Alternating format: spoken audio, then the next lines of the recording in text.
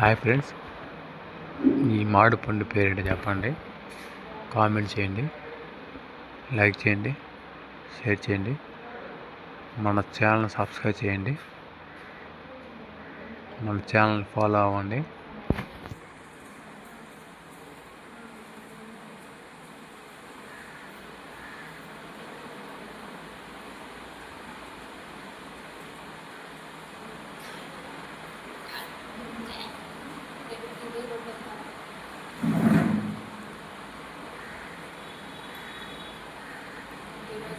ఈ మామిడికి కోస్తుంటే తినేసాను.